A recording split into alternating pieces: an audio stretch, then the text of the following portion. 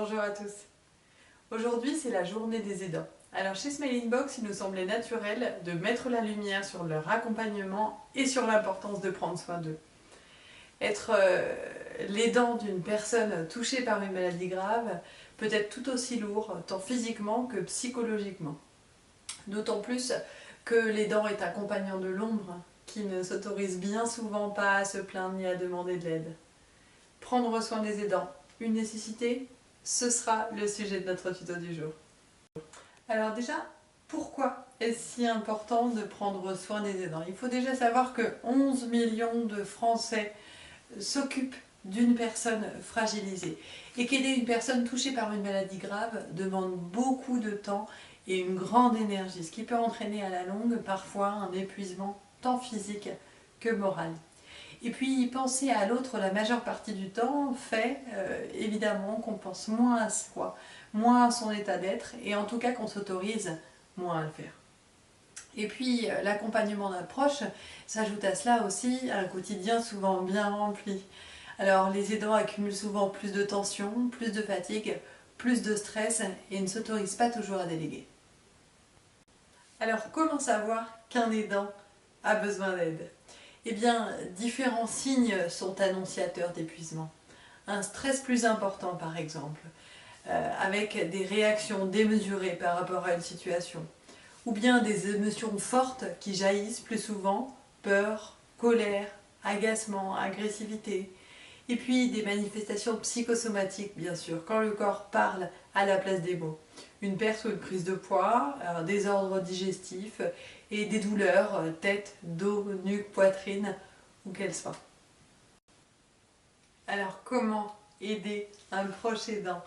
Eh bien, tout comme la personne malade, il est important de prendre soin des aidants, vous l'aurez compris. Alors renseignez-vous sur son état physique ou psychologique et n'hésitez pas à lui proposer de l'aide. Une aide matérielle, alors si vous êtes sur place, vous pouvez proposer une aide pour toutes les activités qui sont souvent chronophages, les courses, le ménage, le repassage, les tâches administratives. Et puis, si vous êtes plus loin, n'hésitez pas alors à suggérer, ou même à organiser, par l'intervention et l'intermédiaire des associations spécialisées, ce genre d'aide qui peut être extrêmement utile. Et puis, en ayant l'esprit plus libre, sachez que l'aidant pourra davantage se consacrer à son proche malade et s'octroyer aussi quelques moments de répit indispensables. Et puis pensez aussi au soutien psychologique bien sûr, proposer une écoute active par exemple, des petites attentions au quotidien, des SMS, des mails, des petits cadeaux, un petit coup de téléphone de temps en temps. Cela participera sans doute à améliorer son bien-être et donc à lui donner toutes les forces pour accompagner son proche dans la durée.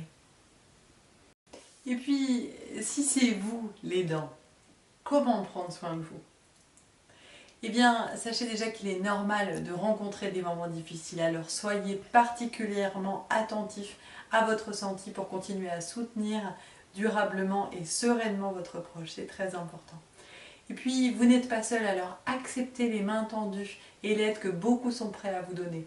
Partagez ce que vous ressentez et ne portez pas seul le poids de cette épreuve. Et puis accordez-vous du temps, rien que pour vous, ne refusez pas systématiquement les invitations. Prenez du bon temps pour vous, sans culpabiliser.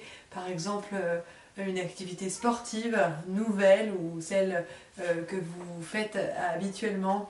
Des sorties, cinéma, culturel et puis bien sûr aussi de la détente à volonté.